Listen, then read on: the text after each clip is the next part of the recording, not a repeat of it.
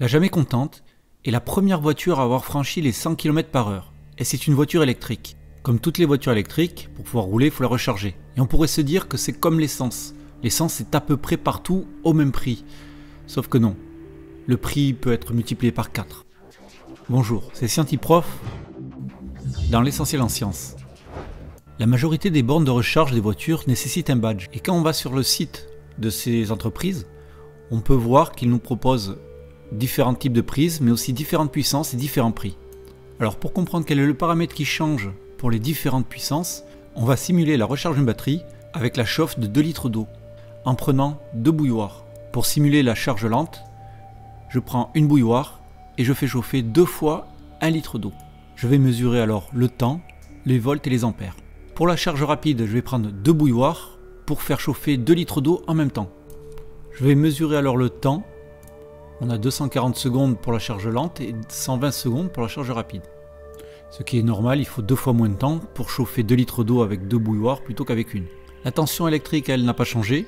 L'intensité électrique a été, elle, multipliée par 2, ce qui explique pourquoi les chargeurs rapides ont des plus gros câbles, car ils doivent faire passer plus d'intensité.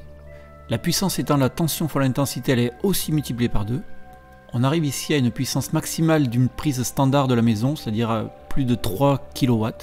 On peut alors ici calculer l'énergie que l'on a captée, d'abord en joules car c'est le système international, puis en watts.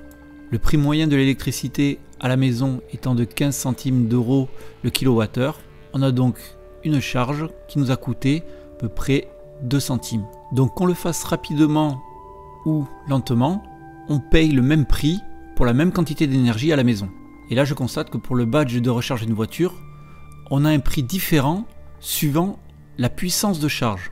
Ramené à la charge d'une voiture en 1 heure sur une charge lente ou une demi-heure sur une charge rapide, avec le chargeur 50 kW en charge lente et 100 kW en charge rapide, si je garde la même tension de charge, je dois encore doubler l'intensité de charge. J'utilise bien la même quantité d'énergie pour les deux batteries, ce qui correspond à une batterie moyenne de 50 kWh. Et en prenant les prix proposés par le badge de recharge de voiture, j'ai donc une différence de 10 € à peu près pour la recharge d'une voiture. Donc d'après ce vendeur d'électricité, comme on a utilisé la même quantité de produits, c'est-à-dire d'électricité, on a la différence simplement sur le temps, donc une demi-heure vaut 10 €. On pourrait se dire que c'est simple, qu'une heure vaut donc à peu près 20 €, mais c'est beaucoup plus compliqué que ça parce que si la marque de voiture appartient au consortium du chargeur, elle ne paiera pas le même prix. Par exemple, un consortium de chargeurs allemands fait payer 2 fois moins cher pour les voitures allemandes que pour les autres marques. Donc si j'ai pas la bonne marque et que je prends un chargeur rapide, je paye donc 4 fois plus cher.